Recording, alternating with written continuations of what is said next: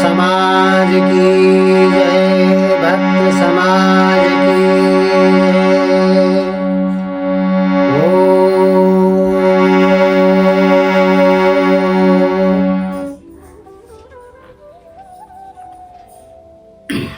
प्रिय श्रोता बंधुओं, आप सभी को साधुवाद। आज हम आप लोगों के समक्ष बहुत अच्छा प्रसंग लेके आए हैं, बहुत अच्छी चर्चा करने जा रहे हैं कि सारा परिवार सुखी कैसे रहे। हर व्यक्ति का सारा परिवार, हमारा आप सबका सारा परिवार कैसे सुखी रहे। अच्छा, हर व्यक्ति चाहता है कि हमारा पूरा परिवार सुखी रहे, बच्चे सुखी रहें, पत्नी सुखी रहे, बेटी सुखी रहे, स्वयं हम सुखी रहें, माता पिता सुखी रहें, सारा परिवार सुखी रहे। ये हर गृहस्थ का मन होता है, हर गृहस्थ की ये इच्छा होती है।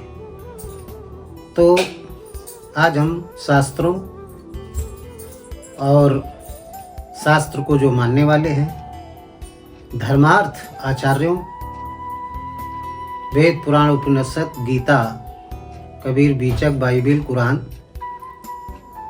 रामचरितमानस और भी जितने विश्व के धर्म ग्रंथ हैं, सबको साथ ले करके और सारे विश्व में स्थित उस परमात्मा जो व्यापक और व्याप्त है, उसका अंतःकरण में स्मरण करते हुए आज हम आपको अपने वाणी के माध्यम से बताएंगे कि सारा परिवार हम सबका सुखी कैसे रहे।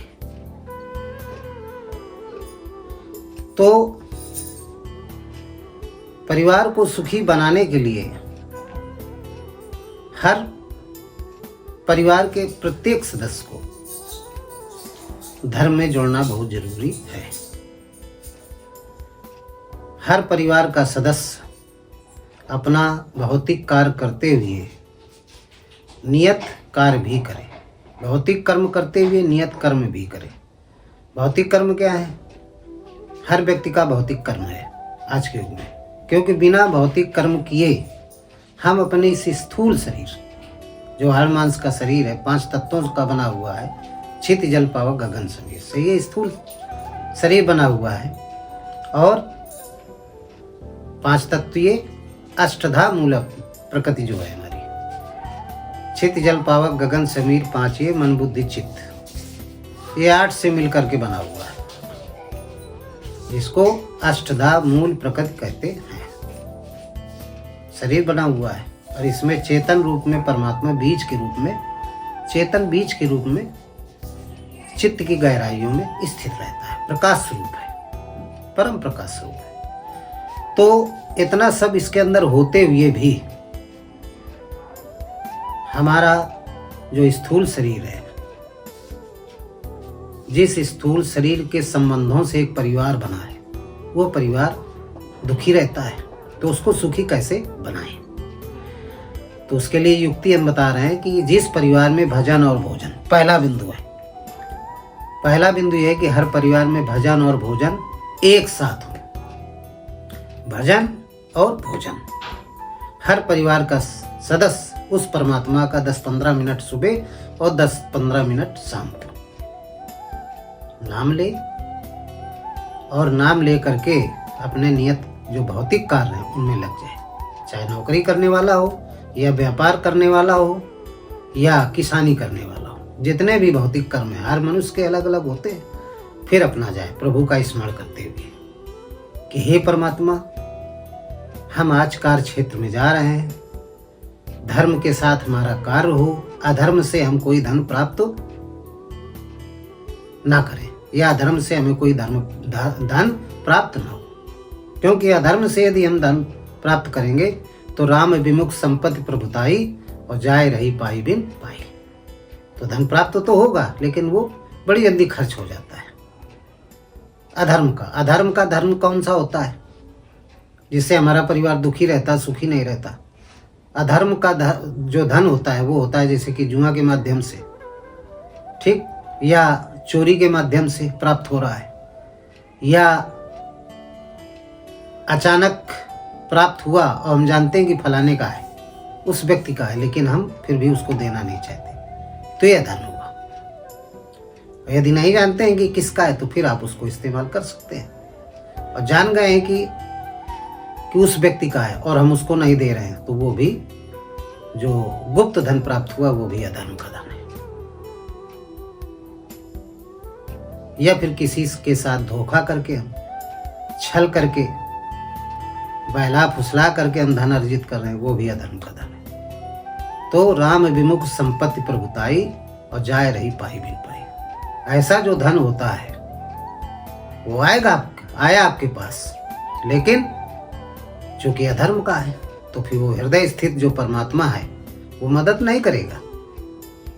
वही परमात्मा आपका मित्र है, वही परमात्मा आपका शत्रु हो जाता है। जब हम मन सहित इंद्रियों का निरोध कर लेते हैं, संयम कर लेते हैं, दैवी संपत्ति में जोड़ देते हैं, और उसके बाद जो किए गए कर्म के द्वारा धन प्राप्त होता है वो धर्म का होता है, तो वो तो टिकता है। उस धन से जो भी फल मिलता है वो धन वो फल सुखदायी होता है। लेकिन अधर्म से हम कमाएंगे तो फिर यही जो परमात्मा सबके अंतःकरण में निवास करता है वो शत्रु हो जाता है, आपसे गलत काम करवा देगा। आपका शरीर जो स्थूल शरीर है वो दुख से परिपूर्ण हो जाएगा, सुख से नहीं होगा परिपूर्ण। तो कहने का तात्पर्य है कि हम धर्म के द्वारा धन को कमाएं, धर्म के साथ। तो जिस परिवार में भजन और भोजन साथ साथ हो रहा है, शाम को आओ, चाहे शाम का भोजन हो, चाहे सुबह का भोजन हो, चाहे दोपहर का भोजन हो, लेकिन विशेष करके शाम के भोजन में तो सारा परिवार मिल करके आप भोजन को करिएगा, तो उससे आपके घर में सुमति आएगी, और सुमति आएगी तभी परिवार सुखी रहेगा। हम पिछले प्रसंगों में ये हम कथाएं सुना चुके हैं। जहाँ सुमत तहाँ संपत्ति नाना, जहाँ कुमत तहाँ विपत्ति निधाना। संपत्ति दो प्रकार की होती है, एक मानसिक, एक शारीरिक। मानसिक संपत्ति का मतलब होता है घर में खुशहाली हो, सबके मन प्रसन्न हो, मानसिक संपत्ति है। और शारीरिक संपत्ति क्या है? धन आता है तो सारी जितनी भी स्थूल शरीर की आवश्यकताएं वो सब पूरी होती रहे। सभी प्रकार के शौक, सभी प्रकार के रहन सहन की व्यवस्थाएं, जो आवश्यक चीज़ें हैं वो सब उपलब्ध हो जाए, वो शारीरिक सुख हो गया। तो भजन और भोजन, हम जब भोजन करेंगे साथ साथ, तो उसमें एक फायदा और होता है कि यदि कोई भी परिवार का व्यक्ति या तो बीमार है या वो नाराज है, और यदि भोजन कर लेता है साथ में, तो उसकी नाराजगी खत्म हो जाती है, तो सुमति आ जाती है। जो थोड़ी सी सुमति गड़बड़ हो रही थी, डिस्टर्ब हो रही थी, विभक्त हो रही थी परिवार से, वो फिर जुड़ जाती है, वो भक्ति हो जाएगी, वो जुड़ जाएगी। तो भजन और भोजन करने से भी परिवार में सुखी आती है। तो सबसे पहले क्या है कि भजन और भोजन एक साथ करें, भजन करें और भोजन करें। जब भजन भोजन एक साथ करेंगे तो भी परिवार में सुख की बौछार होगी और परिवार सुखी होगा। दूसरा, परिवार सुखी कैसे रहे, इसका दूसरा कारण क्या है? पहला तो हो गया भजन भोजन एक साथ करना चाहिए। दूसरा बिंदु है कि धार्मिक भ्रांति ना हो परिवार में। परिवार में धार्मिक भ्रांति नहीं होना चाहिए। यदि धार्मिक भ्रांति है तो परिवार में सुखी नहीं रह सकेगी। सुख आएगा, खुशियां आएंगी, फिर जो है सब में खुशियां नहीं रहेंगी, अलग अलग खुशियां हो जाएंगी। धार्मिक भ्रांति क्या होती है? धार्मिक भ्रांति का मतलब होता है एक धर्म को मानना, एक धर्म के एक परमात्मा की पूजा करना। विभिन्न प्रकार के देवी देवताओं की अलग अलग सब लोग पूजा कर रहे हैं, तो धार्मिक भ्रांति है। कोई इस धर्म को मान रहा है, कोई उस धर्म को मान रहा है, तो किस धर्म को मानना है? आत्मा। आत्मा का धर्म क्या है? उसी को सनातन धर्म कहते हैं, यानी आत्मा को मानना। आत्मा किसे कहते हैं? परमात्मा को। परमात्मा क्या? ईश्वर, भगवान, तमाम नाम है। तो एक परमात्मा की पूजा करें तो धार्मिक भ्रांति नहीं होगी। यदि अलग अलग जितने परिवार के सदस्य हैं अलग अलग परमात्माओं की, देवी देवताओं की पूजा करेंगे तो मन में वो प्रेम नहीं रहेगा, परिवार में वो प्रेम नहीं रहेगा सबके प्रति। तो फिर धार्मिक भ्रांति रहेगी। इससे परिवार में सुखियां नहीं आ सकती, परिवार सुखी नहीं हो सकता है। जब एक परमात्मा की पूजा होगी तो एक नियम होगा कि भाई इतने बजे सब लोग उठ करके भगवान का नाम लो। अकथ नामय नामन रूपा ब्रह्म सुखय अनुभव अनुपा। जो भी आप नाम ले रहे हैं वैसे परमात्मा का कोई नाम नहीं है। अकथ नामय नामन रूपा ब्रह्म सुखय अनुभव अनुपा। जो ब्रह्म का आचरण करने वाले योगी हैं उन्होंने अपने हिसाब से नाम रखे। तो हमने बताया था कि भजन करने की 4 विधियां हैं। वैखरी मध्यमा पश्यंती परावड़ी। वैखरी का मतलब होता है मुख से जोर जोर नाम लेना। तो वैसे परमात्मा का कोई नाम नहीं, जैसे हम अभी तक बताते चले आए कि राम का नाम लीजिए, राम का नाम लीजिए। लेकिन हमारे देश में और विश्व में, हमारे देश में ही बहुत सारे लोग राम को नहीं मानते, राम को नहीं मानते। राम के नाम से उनको एलर्जी है। क्यों एलर्जी है? राजनीतिक पार्टियों की वजह से, कि इसका नाम लेंगे तो और भी लोग लेंगे, तो सब जो है राम वाली जो पार्टियां उनमें वोट चला जाएगा। मैं समझता हूँ यही सबसे ज़्यादा भ्रांति है। लेकिन उनको ज्ञान नहीं कि हम किस राम की चर्चा करते चले आ रहे हैं और करते हैं। देखिए, मैं उस राम की चर्चा करता हूँ जो रमे निरंतर आत्मा सब घटा ठोयाम और ताही से बुद्ध संत जन कहत तासो राम। चाहे हमारा हिंदू भाई हो, हिंदुओं में 4 जो जातियां बनाई गई हैं, बना दिया है लोगों ने, ब्राह्मण क्षत्रिय शूद्र वैश्य। तो इनसे भी मैं करबद्ध निवेदन करता हूं कि मैं इस राम की चर्चा करता हूं। हमारे मुस्लिम भाई हैं वो भी सुन लें, उनके भी अंदर जो रम रहा है, रमण करने वाला जो परमात्मा है, जिसको वो अल्लाह कहते हैं, वो परम तत्व कहते हैं। नाम नहीं, उन्होंने अपने हिसाब से अल्लाह नाम रख दिया, लेकिन हमने जो राम नाम रखा है वो उसके रहनी करने के हिसाब से रखा। चूंकि रमण करने वाला, भाई गाड़ी चलाने वाले को क्या कहेंगे? गाड़ीवान कहेंगे। पढ़ाने वाले को क्या कहेंगे? टीचर कहेंगे?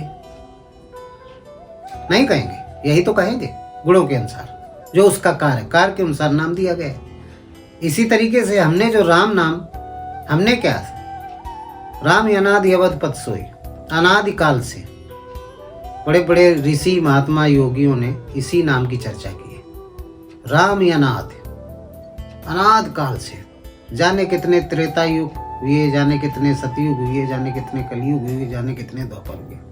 अनादि से, जब से सृष्टि की उत्पत्ति हुई, उसके पहले से ये नाम प्रचलित है। ये कोई तब से नाम नहीं है कि त्रेता युग की कहानी आती, उसमें दशरथ के पुत्र राम जी थे जिनको श्री राम कहते हैं। तो आप लोग समझ लें कि इनके नाम जब से इनका जन्म हुआ तब से राम नाम चालू हुआ। नहीं, ये राम नाम ये किसी भी व्यक्ति के चरित्रों के आधार पर नहीं रखा गया है।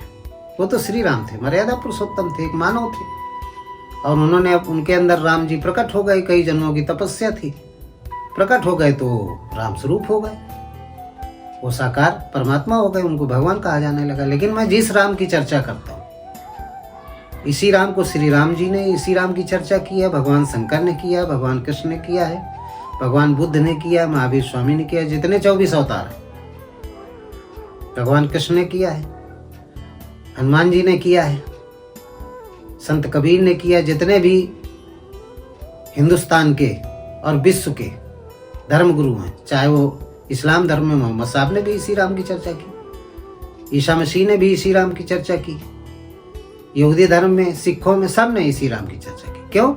क्योंकि रमे निरंतर आत्मा सब घटा ठोयाम ताही से बुद्ध संत जन कहत तासो राम। ये वो राम है। तो धार्मिक भ्रांति ना हो परिवार में, इस राम की चर्चा हो, इस राम का भजन हो, और किसी दूसरे राम का भजन ना हो। क्योंकि यही जब निकल जाता है तो हमारा शरीर निर्जीव हो जाता है, हमारी मौत हो जाती है। यही सत्य है, आत्मा है, इसी को राम कहते हैं। तो कहने का तात्पर्य है कि धार्मिक भ्रांति ना हो परिवार में, इस तरीके की पूजा होना चाहिए, एक परमात्मा की पूजा होना चाहिए। फिर अगला पॉइंट है, परिवार में शिष्टाचार और मर्यादा होनी चाहिए। यदि शिष्टाचार और मर्यादा है तो हमारा परिवार सुखी रहेगा। जो छोटे हैं वो बड़ों को प्रणाम करें। छोटे बच्चे प्रातःकाल उठ करके माता पिता से आशीर्वाद लें, उनको प्रणाम करके चरण स्पर्श करके अपने बड़ों का और आशीर्वाद लें। हमारा जो रामचरितमानस है उसमें दिखाया गया, वो शिक्षित ग्रंथ है, कोई एक कहानी नहीं है। ये भविष्य में आने वाले सभी भूत प्राणियों के लिए एक शिक्षा का समूह है, सामूहिक ग्रंथ है। इसमें शिक्षा दी गई मानव के लिए। तो शिष्टाचार के बारे में यदि देखा जाए तो देखिए, श्री राम जी से जो दशरथ के पुत्र थे, ये इनको साकार ब्रह्म कहते हैं, वो क्या करते थे?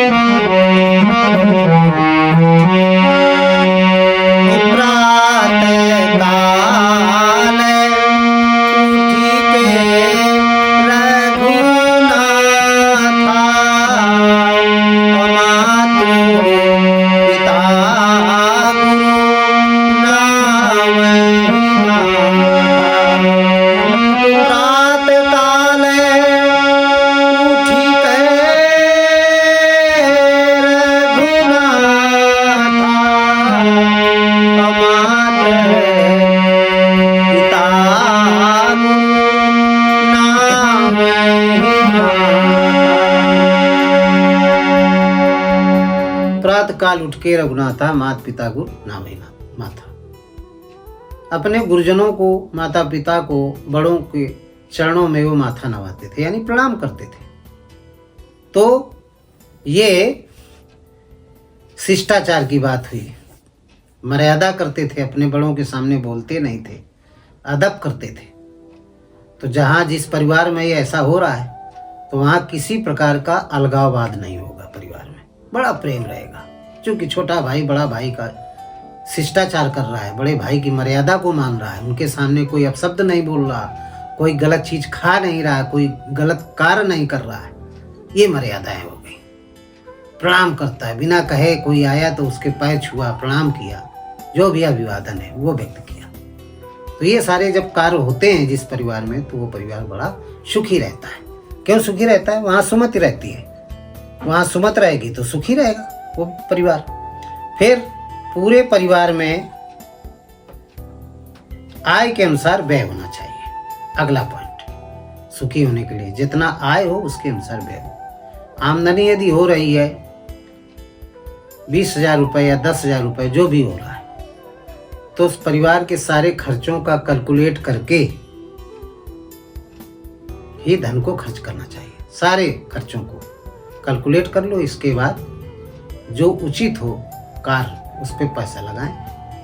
लेकिन भविष्य के लिए थोड़ा बहुत कल के लिए बचाएं उसमें। ये नहीं कि 20,000 पा रहे हैं तो 20,000 तो वो खर्च करें और 5,000 और कर्ज ले लें, तो फिर दुखी रहेगा परिवार। क्योंकि यदि जिस परिवार में संचय नहीं है वो परिवार वर्तमान में तो सुखी रहेगा लेकिन भविष्य में दुखी रहेगा। तो संचय भी बहुत जरूरी है। संचय जिस परिवार में है, जब सुमति है तो संचय निश्चित होगा। एक विचार होंगे, एक मत होंगे, एक मत से सारे कार्य होंगे। जब एक मत से सारे कार्य होंगे तो धन सही जगह में लगेगा, तो परिवार सुखी रहेगा। तो कहने का तात्पर्य है कि पूरे परिवार में आय के अनुसार व्यय का हिसाब सही हो, बिल्कुल सही हो, और संतोषी होना चाहिए परिवार। ये नहीं कि एक व्यक्ति कह रहा परिवार का कि हम 500 की शर्ट लेंगे या 1,000 की शर्ट लेंगे, तो दूसरा कह रहा हम 500 की लेंगे, तो तीसरा कह रहा हम 1,500 की लेंगे। नहीं, एक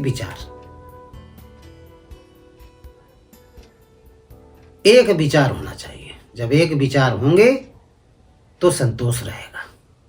जो घर की मुखिया है घर का, उसकी बात मानना पड़ेगा। और जो परिवार के मुखिया की बात सारे परिवार के सदस्य मानते हैं तो वहां संतोष रहता है, प्रसन्न चित्त ढंग से, तो परिवार सुखी रहेगा। तो पूरे परिवार में आय के हिसाब से व्यय होना चाहिए। फिर है अगला पॉइंट है कि पूरे एक परिवार में एक परमात्मा की पूजा हो। ये हम बता चुके कि एक परमात्मा की यदि पूजा हो रही तो भी परिवार सुखी रहेगा, समय बर्बाद नहीं होगा। व्यर्थ का तमाम खर्चा नहीं होगा कि ये खर्चा वो खर्चा, ये भी नहीं होगा। बढ़ियापन जो धन है वो सही दिशा में लगेगा और ऊट पटांग की जगह में नहीं लग पाएगा। एक परमात्मा की पूजा हो रही है तो कोई जो भी खर्चा करना, एक परमात्मा की पूजा में खर्चा कर दिया। अब 4 परमात्माओं को, 10 देवी देवताओं को मानेंगे तो एक भाई 5,000 खर्च कर रहा है अपने भगवान पर, तो दूसरा 10,000 खर्च कर रहा है। तो आय और व्यय का जो कैलकुलेशन है वो बिगड़ जाएगा, सरसम्मत से नहीं खर्च हो पाएगा, आय व्यय का हिसाब नहीं हो पाएगा, तो परिवार दुखी हो जाएगा। क्योंकि धन जब नहीं रहेगा तो दुखी रहेगा। धन है तो सब कुछ करता है।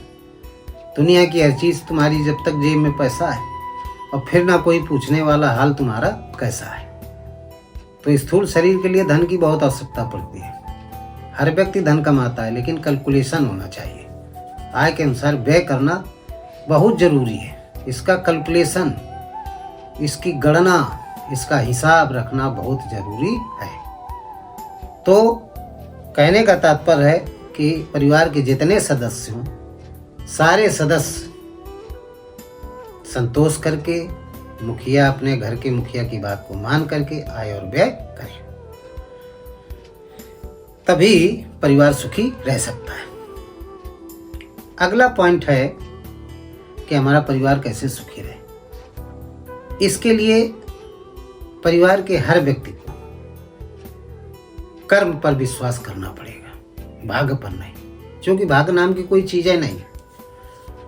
अब आप लोग ये कहेंगे कि महाराज जी कह रहे हैं भाग्य नाम की कोई चीज नहीं। हाँ, मैं कहता हूं भाग्य को सोचेंगे तो भागते रहेंगे। ये व्यर्थ का प्रमाद है, व्यर्थ की चेष्टा है, प्रमाद मान लीजिए इसको। भाग्य नहीं, ये कर्म के फल को ही भाग्य कहते हैं। हमें कर्म पर विश्वास रखना चाहिए, भाग्य पर नहीं। जब आप कर्म करेंगे तो जो फल प्राप्त होगा उसी को भाग्य कहते हैं। चाहे आपका पूर्व जन्म का कर्म हो या इस जन्म का कर्म हो। तो कर्म पर विश्वास रखना चाहिए, भाग्य पर विश्वास नहीं रखना चाहिए। यदि आप भाग्य पर विश्वास रखेंगे तो आप दुखी रहेंगे, क्योंकि आप कर्म नहीं करेंगे।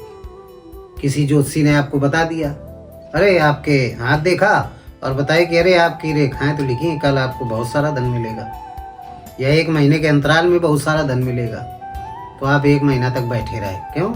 इसलिए कि वो तो बता गए हैं महात्मा जी, वो ज्योतिषी महाराज बता गए हैं कि 1 महीना जैसे होगा आपको अचानक बहुत सारा धन मिल जाएगा।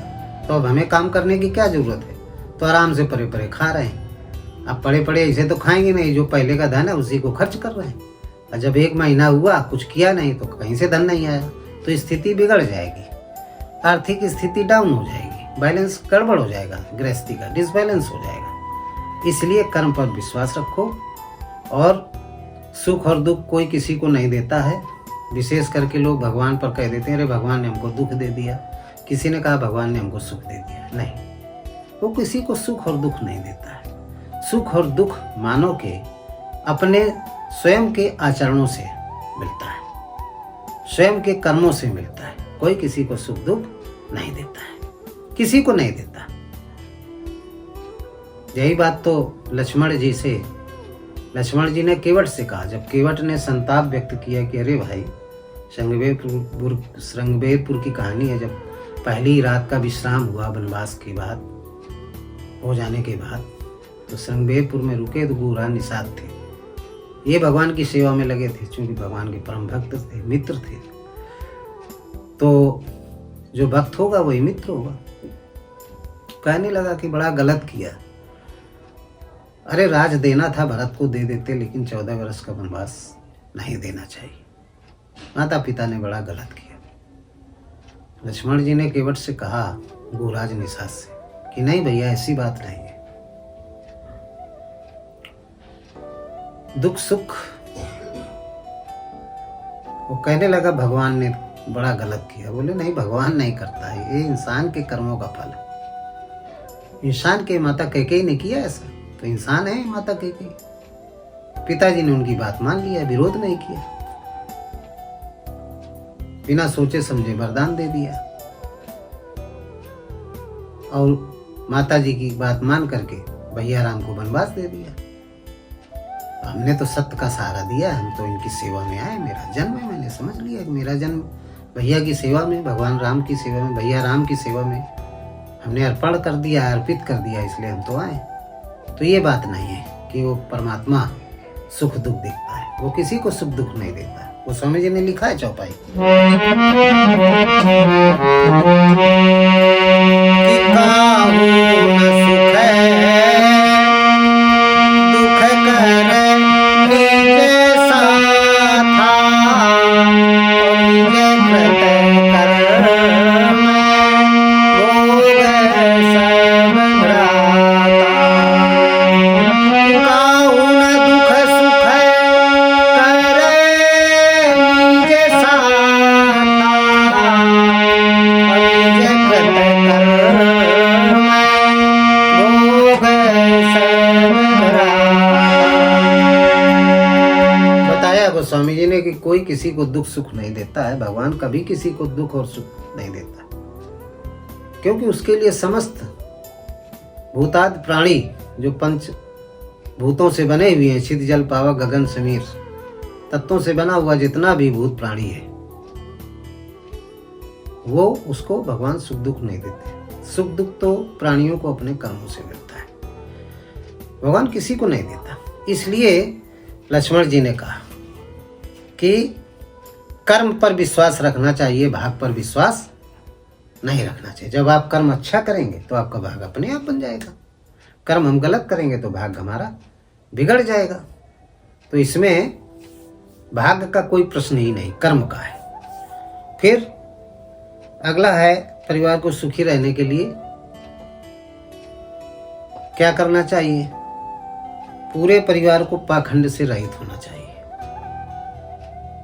पूरे परिवार को कर्म पर विश्वास करना चाहिए और पाखंड से रहित होना चाहिए। ये पाखंड ही है कि भाग पे भरोसे रहो या उस देवता की पूजा कर लो, ये जाप करवा लो, वो जाप करवा लो तो आपके दुख नष्ट हो जाएंगे। ये सब पाखंड है। कोई ज्योतिषी नहीं, आत्मा ही सबसे बड़ा ज्योतिषी है। जो आपके अंदर आत्मा है, परमात्मा, वो त्रिकालज्ञ है, तीनों कालों का उसको ज्ञान है। आप स्वयं, आप यदि राम नाम का जप करेंगे, परमात्मा का भजन करेंगे, एक परमात्मा का भजन करेंगे, तो आपके अंदर ज्योतिष विद्या ऑटोमेटिक आपकी जिह्वा पे आ जाएगी। आप खुद अपना भविष्य स्वयं जान जाएंगे। नाम निरूपण नाम यतन से सो प्रकृत जिम मोह रतन से, ये तो मानस में लिखा हुआ। गीता में क्या लिखा है? उपद्रष्टा अनुमंता चा भर्ता भोक्ता महेश्वरा परमात्म व्यक्ति चाप युक्त देयस्मिन पुरुषा परा। आप अनुमंता हो जाएंगे। अनुमंता का मतलब होता है क्या भविष्य में सही होने वाला है, क्या गलत होने वाला है, ये सब आपके अंदर ये गुण आ जाएंगे। आप जानने लगेंगे, आपकी अंतरात्मा बताने लगेगी कि आप इस दिशा में न जाए, नहीं खतरा है। जब नाम का जप करेंगे तो ये बताने वाली कौन सी विद्या? ज्योतिष। तो आपके अंदर खुद ज्योतिष, क्योंकि आत्मा त्रिकालज्ञ है, सर्वज्ञ है, उससे बड़ा कोई ज्योतिषी नहीं है। इसलिए जो पाखंड रूप में लोग बताते हैं कि आपके साथ ये घटना घटने वाली, वो घटना घटे या ना घटे, 100 को बता दिया वही बात, तो 2 के 4 के साथ अपने आप हो जाती है। तो बोले अरे बड़े अच्छे पंडित जी थे, बड़े अच्छे ज्योतिषी थे, बड़े अच्छे महात्मा थे, बड़े पहुंचे हुए हैं। बस पूजने लगे, पूजा होने लगी उनकी। तो अपने लाभ के लिए सब झूठा ही देना, झूठा ही लेना, झूठा ही भोजन, झूठ चबेना, ये सब करते रहते हैं। तो किसी के चक्कर में न पड़े, इस सबको पाखंड कहते हैं।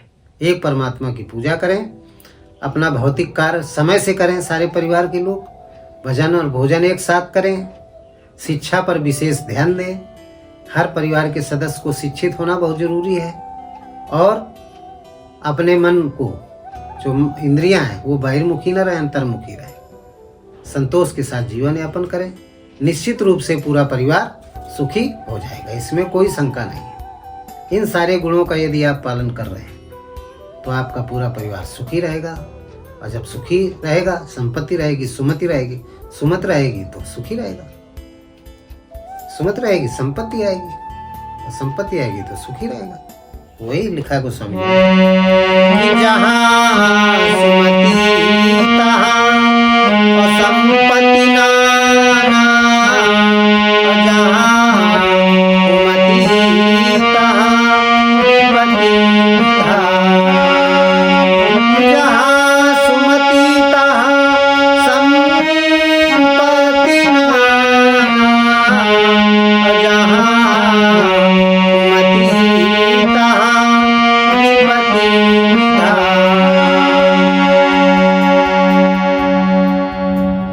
जितनी बातें हमने बताई आज के चर्चा में, यदि इनके हम विपरीत चल रहे हैं तो हमारे परिवार में कुमति आ जाएगी, और जब कुमति आ गई तो विपत आ जाएगी। जहाँ कुमत तहाँ विपत बखाना, जहाँ सुमत तहाँ संपत नाना, जहाँ कुमत तहाँ विपत्ति निधाना। विपत्ति का खजाना आ जाएगा, विपत्ति आ जाएगी। जितने भी हमने बातें बताई इनके विपरीत यदि हम काम करेंगे, एक परमात्मा की पूजा के लिए बताया तो आप तमाम प्रकार के परमात्मा की पूजा करेंगे तो विपत्ति आएगी। शिक्षित नहीं रहेंगे तो विपत्ति आएगी। भजन और भोजन एक साथ नहीं हो रहा है तो विपत्ति आएगी। धार्मिक भ्रांति है यदि परिवार में, विभिन्न प्रकार के देवी देवताओं की पूजा हो रही है, परमात्मा की नहीं हो रही, तो कुमति आएगी निश्चित रूप से। बहुत सारी चीजें हमने बताया। तो इनके यदि विपरीत आप चलेंगे तो कुमति आएगी, यदि इनके अनुकूल चलेंगे, जो बताया इनका पालन करेंगे, तो सुमति आएगी। जब सुमति होगी तो संपत्ति आएगी। जब संपत्ति आएगी तो पूरा परिवार सुखी रहेगा। जहाँ सुमत तहाँ संपत्ति नाना, और जहाँ कुमत तहाँ विपत नाना। इसलिए इन सब सूक्तियों का पालन करें जो हमने बताया, और आप और आपका परिवार सुखी रहेगा। हमारी शुभकामनाएं हैं कि आप लोग हमारे प्रवचन को सुना, हमारी वाणी को सुना, और सुन करके मैं मानता हूं कि आप मनन करेंगे, अपनी स्मृति में धारण करेंगे और बताए हुए बातों का पालन करेंगे। तो निश्चित रूप से आप और आपका परिवार सुखी रहेगा, ये हमारा आशीर्वाद है। इन्हीं शब्दों के साथ मैं इस प्रसंग को समाप्त करता हूँ। बोलिए सद्गुरुदेव भगवान की